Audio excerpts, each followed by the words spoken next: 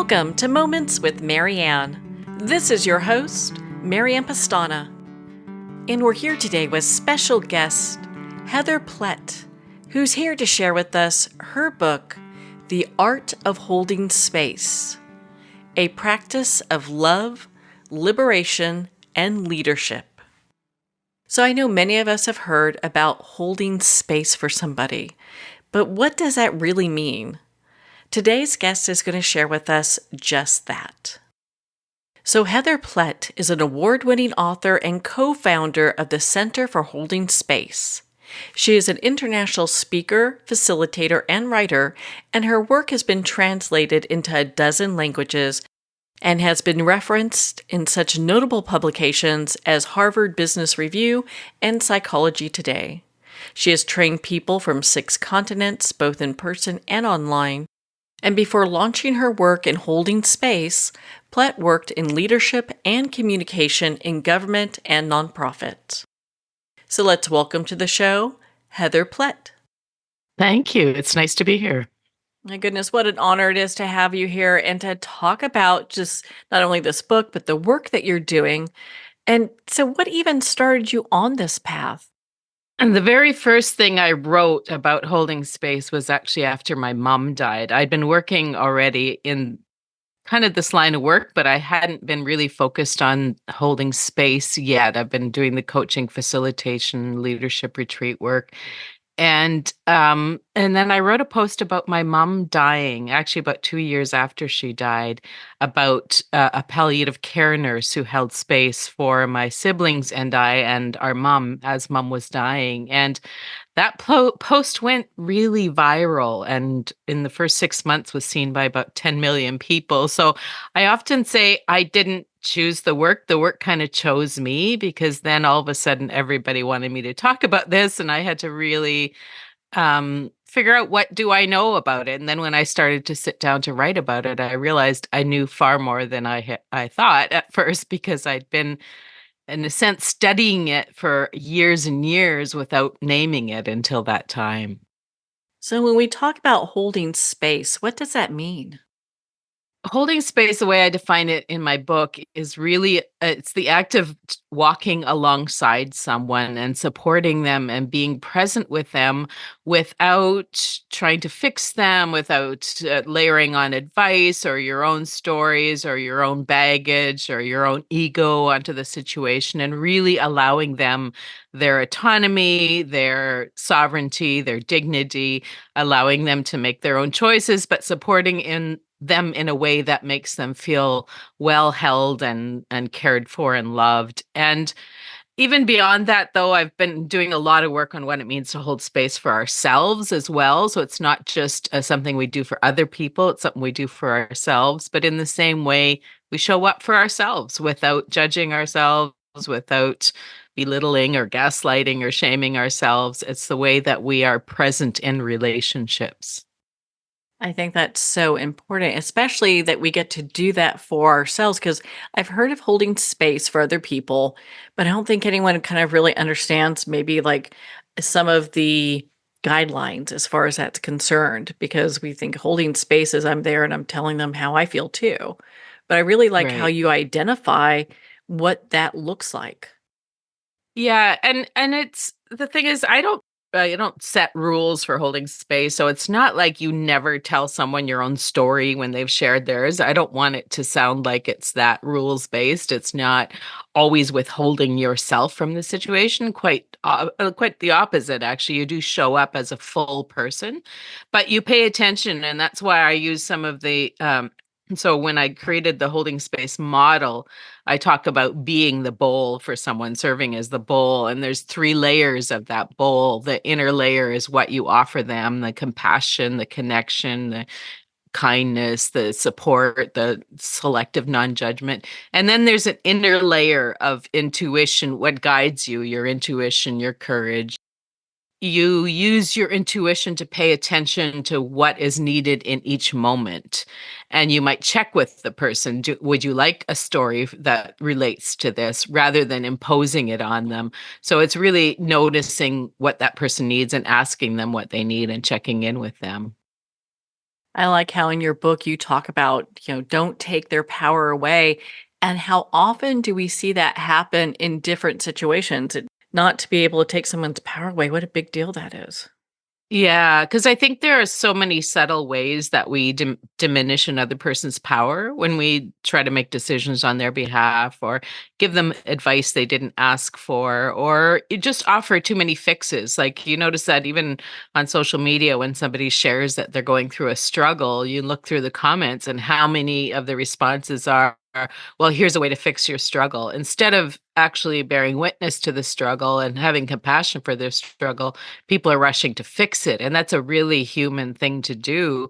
But it disempowers. Each time you get somebody's suggestion, it can make you feel a little diminished. If you haven't asked for that and you're just asking for some empathy, to feel like, oh, somebody else has a solution and I don't know that solution, so maybe I'm not as smart as them. So you diminish yourself in that moment. And so that's why paying attention to, maybe this is a moment when I actually withhold my advice or wait for the right moment for my advice because it's not needed right now. In your book, you talk about help them feel safe enough to fail. What do you mean Mhm. by that? Well, this comes partly from having raised children and witnessing them do things that sometimes I think are foolish and are going to result in failure. But when I really pay attention to what a child needs, they need their own chance to test things out, to stumble. Like if you think about a child learning to walk, they have to fall down a few times. That's just part of the learning process. Like we don't learn if we are completely protected from our own failures. But we can make it a safe environment for failure. And so when a child is learning to walk, we hold our hands out to them so that they can reach out when they might be stumbling, but we don't grab them and hold them the whole time. And similarly, with a friend going through something big, if we try to make sure they avoid all mistakes, well, they might not learn what they need to in that moment. And so what we can do is just let them know, look, I'm going to love you through this all. If this is a fumble, well, we'll be still the same after this is through. On the other side of the fumble, we're still going to have the same relationship. It's not going to destroy us as friends or whatever the relationship is. So it's giving them that comfort that look, I can try this, I might fail, but I'm not going to lose the love and support of this person. They can make their own decisions, and it doesn't have to be the experiences that we would necessarily have. Right, exactly. So, can everyone hold space, or is it for people who maybe have done a lot of work on themselves? Oh no, this is a practice that all of us need. It's not I mean when I do the training work, I tend to train more people that are in helping professions, but I also have a lot of people that come to it just because their parents or they're or is holding space for a sick parent, or they're supporting people that have cancer, friends in their lives or whatever. So absolutely every one of us can hold space in some way. We might hold it differently than other people, and we might not have the capacity. We're not all therapists. So if somebody comes to us with some complex mental health issues, we may not all have capacity to hold space in that situation, but we hold space all the time. We're always in relationship. We're always supporting each other and having space held for us as well. So I think it's very much a human practice, not just a specialist practice. Now, is this something that can be quite complex depending on the space we're holding? Yeah, and when I often what I say, as I said earlier, when I talk about holding space, the visual kind of metaphor that I use is a bowl that we create a container for somebody and hold space that way. And one of the things I often say when I'm training people is imagine many different kinds of bowls. Like some bowls are really shallow and they only hold space for your trinkets, maybe your jewelry on your nightstand or something like that. That's one form of bowl. And then you've got the really robust, like Tupperware bowls that you mix your cakes in, and that they hold something that's a little bit heavier, harder to hold. And then you've got the really strong and sturdy bowls that are kind of your fire pit bowls in your backyard where you light your fire and sit around it in the evening. each of those bowls serves a different purpose, holds a different kind of space. And similarly, we each hold different kinds of spaces for each other. And you might hold space just for a friend who's changing jobs and they're just going through a decision making process. That's one kind of holding space.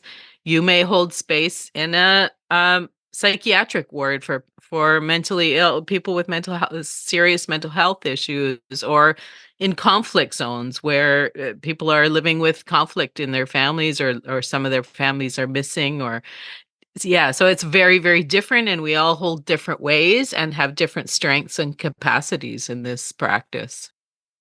In your book, you talk about liminal space. What is that and how does that relate to all of this? Right. So when I was first talking about holding space, and as I said, I had that viral post, and all of a sudden I was getting asked for interviews on different podcasts and things. And somebody asked me, I said, some of the questions started to ask about what is it we're holding when we're holding space. And so I had to really reflect on that. And I spent quite a bit of time. I tend to be a researcher looking for what are people writing about. And this concept of liminal space kept popping up for me. And the liminal, so it comes from an anthropological term. Limen means the space in between. So really, it's a space between who I once was and who I am becoming. And it comes from anthropology in that they were researching these cultures that would have rituals around transition times in a person's life. For example, when a youth was becoming an adult, in some cultures, indigenous cultures, for example, they may send them out on a vision quest to mark that transition. But what they're recognizing by sending them out on a vision quest is that there is a space between when they are no longer the youth and haven't yet reached the adulthood and have to go through that the transition period. And the metaphor I use in that place is talking about the caterpillar that has to transform into the butterfly. They don't go directly from caterpillar to butterfly. They go through a chrysalis stage where they have to really deconstruct and dismantle their identity before when they were caterpillar and become the butterfly. But in the middle, they are neither. If you cut open a chrysalis, it's just a gel-like gooey substance. And so what I talk about when we go through transitions. We have to acknowledge and recognize that there is this space in between and give ourselves spaciousness for that transformation, not rush to the next thing, because there may be some emotions that need to come up. There may be some processing. There may be some getting used to a new identity or a new way of showing up in the world. When, for example, I went through a divorce a number of years ago, and you go from being a married person to being a divorced person, and there is that messiness of who am I now in the middle. And so life has many different kinds of liminal spaces, and we are always going through this transition in different ways, and we're supporting other people going through that. So a lot of people find it really helpful to have that kind of language so they recognize, oh, I'm in that kind of messy middle place. This all makes sense now. It gives, some people think they're going crazy in the middle of that, and helping them understand, oh no, this is just a natural part of transition. In your book, you use the analogy of a bowl. Can you share that with us? Yeah, so as I said earlier, I talk about holding space, and it kind of surfaced first. I spoke at a conference years ago, and I was trying to explain this I like to use a visual metaphor, and so I was imagining talking about the liminal space, and I was thinking, what does a person need to be supported in that liminal space? And I started thinking about the chrysalis, how that chrysalis has a shape, it has a container, it has something holding it.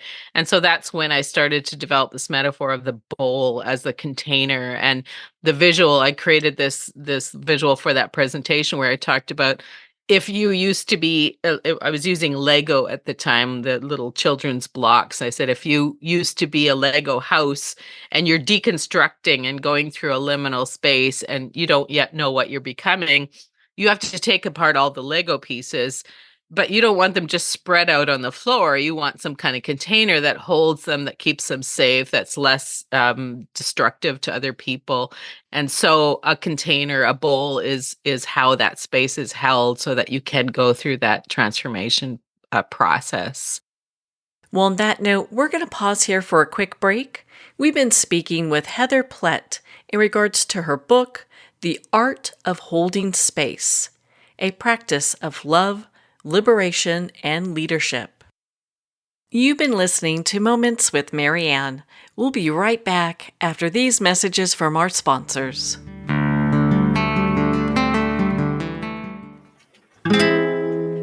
Have you dreamt of writing your own book but felt lost on where to start? Introducing DIYbook.us, your personal guide to bringing stories to life. Whether it's your life story, business insights, or unique experiences, DIYbook.us makes it easy and affordable. With our step-by-step online program, you'll receive a weekly email prompt tailored to you. Don't let your story go untold. Visit www.DIYbook.us and start your writing journey today with our free 7-day trial. DIYbook.us, where your story comes to life. It's one thing to become attached to your perfect home, but what do you do when that home becomes attached to you? A family in dire need of a fresh start, a mysterious house tied to the past. Buried deep within the foundation of the old Far Hill Manor lies a centuries-old secret. Dark forces or something stronger just waiting to be discovered. Caretaker, a supernatural thriller by breakout authors R.J. Halpert. Are you a coffee lover who wants to make a difference? Look no further than Fire Department Coffee, a veteran-owned business that gives back to support first responders in need. Each batch of coffee is freshly roasted right here in the USA by a dedicated team of first responders and coffee experts. So when you enjoy a cup of Fire Department coffee, you're not only drinking high-quality coffee, you're supporting members of your community. Start your day with a coffee that gives back. Visit firedepartmentcoffee.com. That's fire, D-E-P-T, coffee.com. There comes a moment when you realize you're somewhere special. When you discover that each beautiful creature that you see has been rescued from a life of absolute horror and brought to this incredibly free place. Here's where their lives were forever changed and where yours will as well.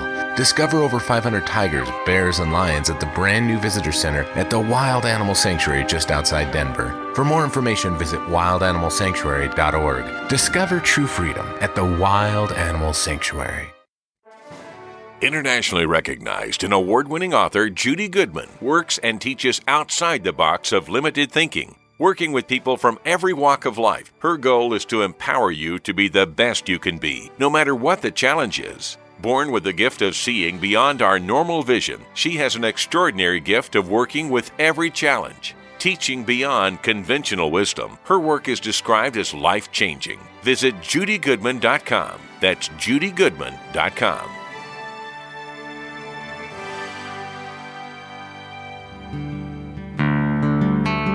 I'd like to thank Jason Eastwood at Guitarfulness for sharing his inspiring music and talent with us. His music is known worldwide for cultivating atmospheres of harmony, inner peace, and clarity. Visit Jason's website at guitarfulness.com. Join his newsletter, be part of his community, and download his music. Welcome back to Moments with Marianne. We're here today with special guest Heather Plett, who's here sharing with us her book, The Art of Holding Space, a practice of love, liberation, and leadership. So you start off by talking about being a witness, and I'd love for you to expand on that for our listeners. Yeah, so a bearing witness is really about being heard and being seen. And it's such an important part of when we're going through especially big things. And I just this morning had a conversation with a friend who'd gone through some really hard things.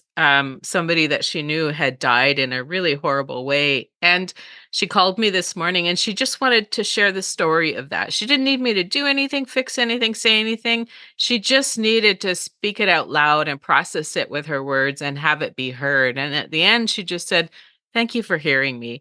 And I had done nothing really. I mean, nothing in terms of giving her a reframe or anything. It was just hearing the story. And so I think that's such an important part of our relationships. Can we just sit with them and hear the story? And often when a person is is speaking out loud their own story, they learn to make sense of it themselves without needing it fixed by anyone. It's just having an opportunity to talk our way through it, and that gives us our own insight. But having somebody who's willing to be a witness for that is often what's needed for us to have that opportunity to process it. So, for those that are looking to hold space for others, but perhaps they're still working on that level of compassion, what should they do? Well, start with themselves. And this is one of the things I realize. I've been training hundreds of thousands of people around the world now in this practice. I do online courses and I do in-person workshops in different parts of the world. And one of the things that became really, really clear early on is that this work, although it seems like an outward act that I'm holding space for another person, probably more than 90% of it is internal. It's learning to hold space for myself so that I don't impose my stuff on another person. And so if compassion is not a natural thing for you, well, then start by trying to be compassionate with yourself. What are you not giving yourself that maybe is a barrier for you? And so there's a deep. I teach a lot of workshops now on holding space for yourself, really learning to witness yourself, being compassionate to yourself, not judging yourself, not gaslighting yourself. That's really important for us to be in healthy relationships. The way we treat ourselves is one of the most critical pieces. What are some other aspects of holding space for somebody that we should really be mindful of? One of the things that is really clear is that every situation is different and everyone has its own complexity. And there are often things under the surface that I don't know about or that might surface after in the process. And so being prepared for someone, like somebody might share a story about their relationship challenges and it's only at a surface level, but all of a sudden as you start to listen you realize, oh, there's actually abuse in this relationship, so this is a different level of holding space. It's not just that she's arguing with her spouse, it's there's an abusive situation, so there's complexity there. And so that's one of the things I say is you have to be prepared for some of that complexity. You have to be prepared to be adaptable to the situation. And you also have to really, a lot of the work in holding space is learning to soothe your own nervous system so that you don't get reactive. Because if you're holding space for a person, for example, who's got a lot of anger and they want to project that anger onto you, and you're trying to support them, but they're getting angry at you, A, soothing your own nervous system is important, but B, having good boundaries in that situation. That's one of the things I talk about in the book is like we should not be holding space for everybody, and we should have boundaries and know when to say no and know when to walk away. It's not becoming available to every person. That's kind of the opposite of what I'm talking about.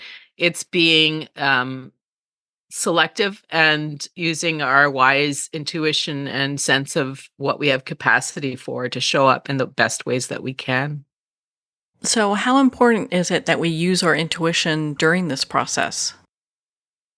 Well, it is one of the most important things. As I say in the bowl, there's the three layers of holding space. In the middle layer is our internal guidance system and the intuition. And I just want to say intuition I would define as also incorporating all that you have learned, the wisdom you have gained, the practices you have done, everything that brought you to this point. So intuition isn't just this sort of magical thing that happens.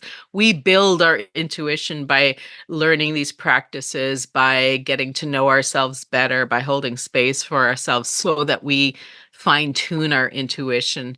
And when you have learned these practices, you get intuition that will give you a sense of, oh, I'm noticing that this person is responding this way. Maybe something else is needed. Maybe I need to change how I'm holding space. So it is definitely a very important part of the practice.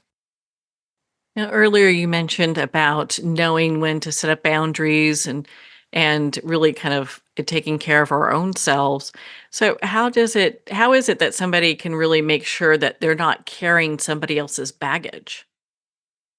Yeah, and that's what one of the ways that I talk about this is that sometimes when we're holding space, we actually become another person's shock absorber instead of their bowl. And when we notice that, and the story I share in my book about becoming a shock absorber, I got into a really minor car accident. Somebody backed into my car in a parking lot, and it was entirely their fault. They hadn't seen me backed into my car, but they got out of the car and started yelling at me as though I were at fault, and they were just clearly their nervous system was completely dysregulated.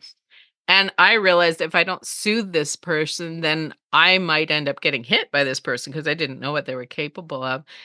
And when I went home, I was kind of shaking afterwards, and I realized, in that situation, I wasn't holding space for that person. I was becoming their shock absorber for whatever was activating them. I was absorbing it in my own body.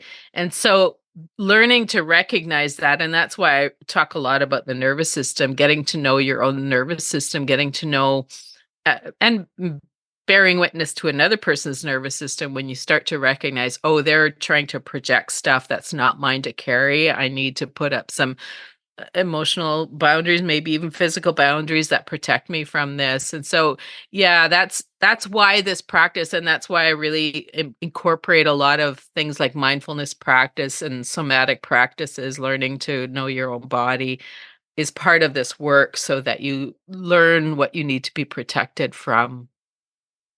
For listeners that would like to start holding space for somebody today, where should they start?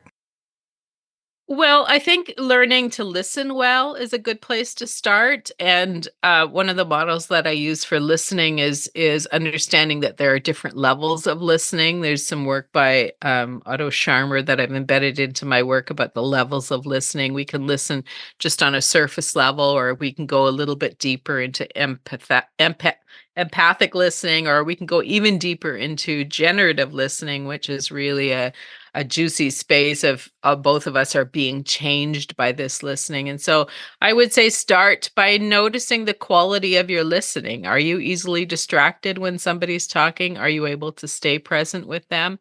And then if you notice that you're not a really good listener, what's getting in the way? What things are distracting you?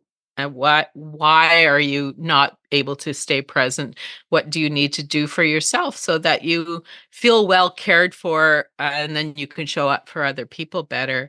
And sometimes it's a matter of saying no to more things so that you can do more self-care. You can go for whatever self-care practices you need, spend time doing those things so that you have the capacity to show up for other people. I really like in your book, you talk about the circles of trust, and I think that can't be overstated. I'd love for you Right. to share that with our listeners.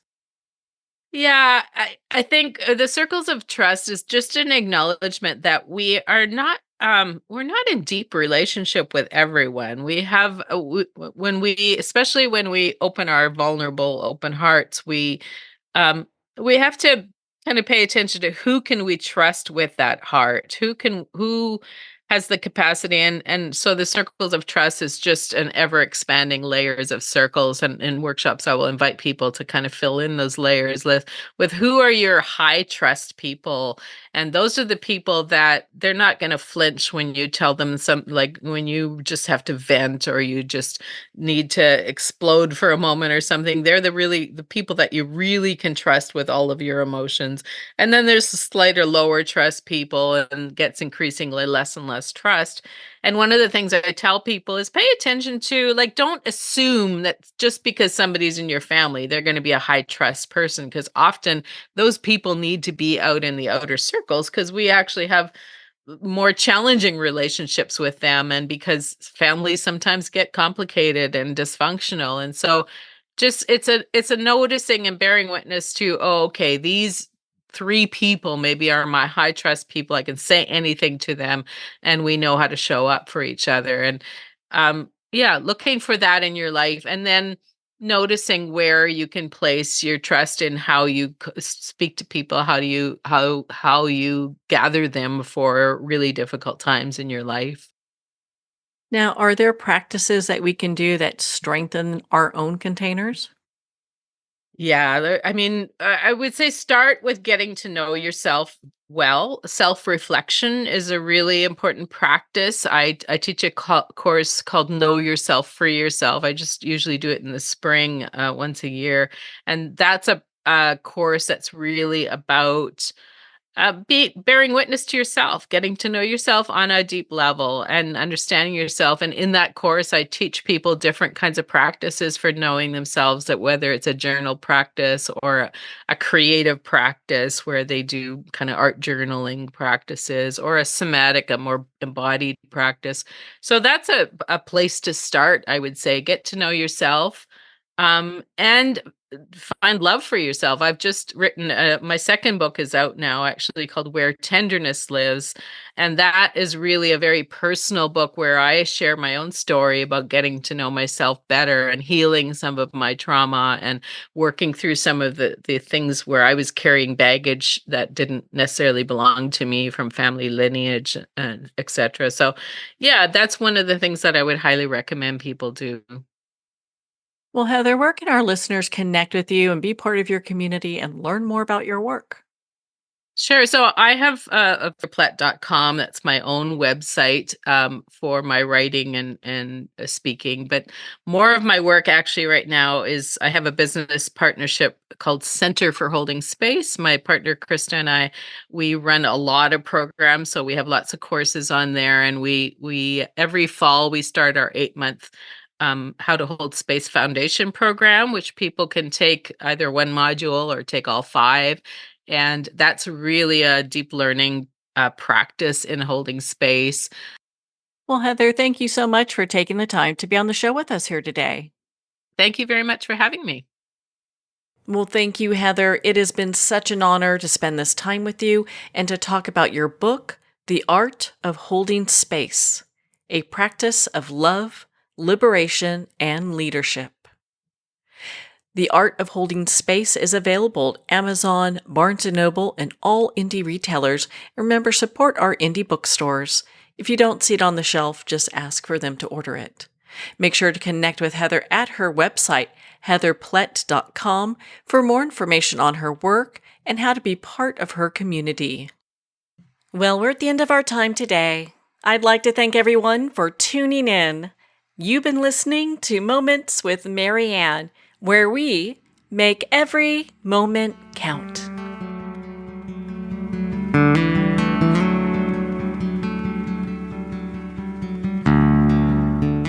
In a single moment, your life can change. Moments with Marianne is a transformative hour that covers an endless array of topics with the best of the best. Her guests are leaders in their fields, ranging from inspirational authors, top industry leaders, and business and spiritual entrepreneurs. Each guest is gifted and a true visionary, a recognized leader in her own work, and while teaching others to develop, refocus, and grow, Marianne will bring the best guest and sometimes a special surprise. Don't miss this. You never know just which moment will change your life forever. Make sure to tune in and visit momentswithmarianne.com for more information.